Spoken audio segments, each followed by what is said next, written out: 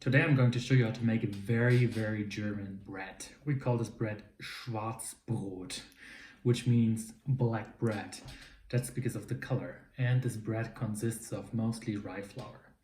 What I'm going to do is I'm going to be using a little bit of my discard starter, which I always have in my fridge. It gives it a very soury note. I like this. And it's probably one of the most simple breads to make because all you have to do is stir together the ingredients. It has a lot of hydration, so it's almost a 1-to-1 flour to water ratio. And on top of that, I'm going to be adding some seeds, some rye seeds, but you could also add some wheat seeds. If you wanted, you could actually replicate the same recipe with different flours as well. You could not just go for discard starter. You could use any flour you like. Actually, this is also the method in case you wanted to bake a gluten-free bread. This would be the same method to also get a somewhat open crumb. We're not going to have an open crumb on this one because I'll be adding all the seeds. I really like the seeds because it gives it a very rustic taste. And all you need to do is afterwards you have to toss it all into a loaf pan, let it ferment in that loaf pan, and then you bake it pretty much. So very simple, and bear with me. I hope you are enjoying this video. So after that long intro, you deserve to see already what we're going to be making. So Schwarzbrot, corn on corn, seed to seed. I'm starting by grinding my own flour. I received the flour from a local farmer. You could also just buy some rye flour yourself. It should be whole rye flour. So you don't want to get any fine rye flour, whole rye flour. Then I'm taking a pot. I like to use a pot because a pot I can just close the lid and I'm adding my sourdough starter. Actually, this is just my discard starter. You could also use a healthy starter. I'm using my discard because it works very similarly, and this is a good reason for me to use the discard.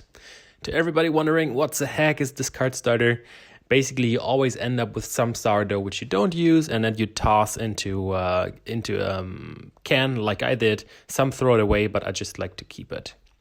Now we are adding the water, and then afterwards we will be adding the rest of the rye flour. So we're aiming for around half to half fermented flour, fresh flour ratio. That works pretty well. With salt, we are adding 8 grams of salt. That's 2% of the overall flour. That's the European Union's regulation for flour, for salt. Rye seeds. Yes, the rye seeds. You could also be adding wheat seeds. This is important that we let this dough ferment for a little bit longer because we want them to soak up all that humidity. We want them to be a little bit wetter. Else it's very hard to chew the slices of bread. I'm adding molasses now. Molasses gives it an even darker color. Don't worry about the sweetness. Your yeast and bacteria is going to eat all the sugar. So no worries, the sweetness is not going to be there at the end. And this is what I like. All you have to do now is you have to stir it. And with other breads, with an open crumb white wheat bread, you have to do so much stuff. But here, I'm on purpose not speeding this up. I just wanted to show you how easy it is. This is all the kneading that is needed, no pun intended. So just stirring this up like this, super easy because we are having all this high hydration. And here you can see the rye doing a mess. You see how sticky rye flour is? Rye is just super sticky. But we Germans and Nordics, we love it. Now we'll let it sit and we will wait until it doubled in size, which was the case for me in the evening after around 5 hours. And we will be taking a loaf pan. You can cover it also with oil. I have a non-stick spray that worked best for me, but you could also be using some olive oil if you had oil at your hand. I'm adding some oats. I really like this rustic look at the end, so I'm adding oats. And then what I'll be doing is I'll be just stirring the loaf pan a little bit, making sure that all of those oats stick to the oil that we added. My loaf pan has a handy top. I'm not sure if yours has, but that's why I'm just rotating it, making sure everything spreads evenly. And the leftover oats I'm taking out, and I'll be putting them back inside later.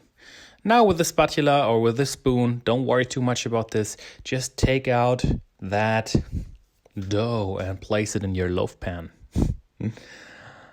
And of course it's going to be degassed slightly, but that's okay. We will prove it one more time. And anyways, because of all the seeds that we have inside of the dough, there is not going to be an open crumb. If you skip the seeds at this high hydration, you would get actually a somewhat open crumb.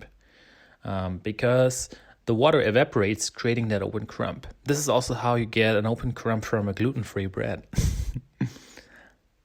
I'm not saying that I do gluten-free bread, but I've baked a gluten-free bread once for a friend, and he really liked it, and this was the method that I used.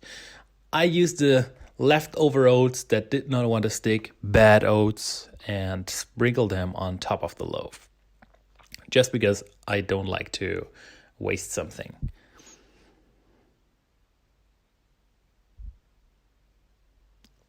Now we'll be closing this up. You could also be just using some foil or something similar, and then we will let it proof another 2 hours at room temperature. And then we will proof it overnight again in the fridge. Let's start baking it. If you don't have a fancy lid like I do, just cover it with some tin foil, and let's have a look after 30 minutes how it looks like. Already nice and rustic. The trick is really to have this foil or the lid, because this way, you see the temperature. We are waiting for 95 degrees Celsius. That's when it's ready. And after half the bake time, you remove the lid. You want that crust to be formed 95 degrees Celsius, and then it's ready. So this is it. This is the final loaf. I hope you enjoyed, and let's slice this open. I took it with me on a nice trip. Beautiful. So many seeds and very delicious in taste. Thank you very much for watching.